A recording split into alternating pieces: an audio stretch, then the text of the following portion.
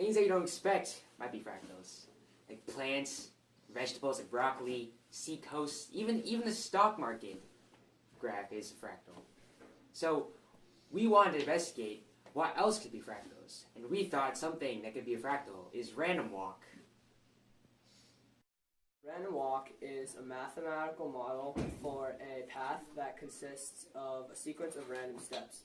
So for a picture that you can have in your head is just imagine someone walking along a straight line, and every time they decide to take a step, they'll either go forward and backward.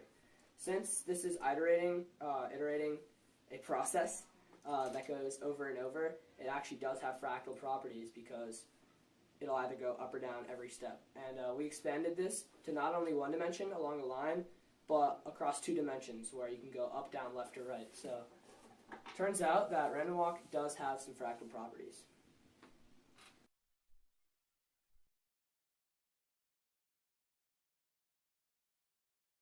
To demonstrate random walk, we wrote some code that shows a bug traveling using random walk patterns. First one is a line called the line bug, where it can either go up or down, so it only has 2 options for its direction.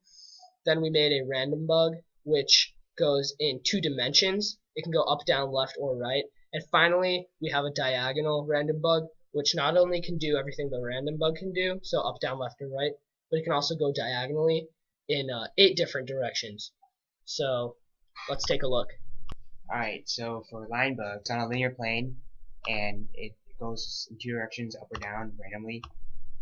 And as we see here, and as you see, it goes back and forth, and it gets progressively bigger, which is a cool observation. And while this is going on, we also coded that for every step the bug takes, for every choice it makes, either up or down, we measure the distance it is away from the starting point, as over here, and then we wanted to test if this will have any fractal properties that we want to graph.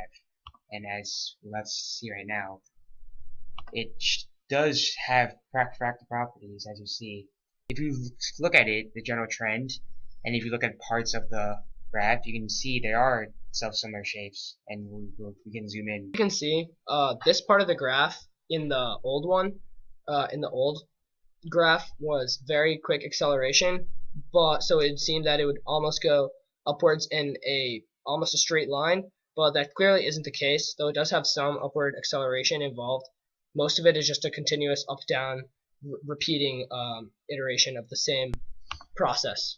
So in our code we also have diagonal bug and random bug. Let's take a look at how they're similar and different from line bug and from each other. This is going to be the random bug, which can't go diagonally. It traces interesting patterns, and it'll never have a negative distance, but as it travels it stays close to its own path because it rarely will take the same step and do it over and over again due to its randomness. And even though it still can't go negative, if we graph it, it should still have fractal properties. In case you're curious of how the diagonal random bug looks when it travels, this will be what it is.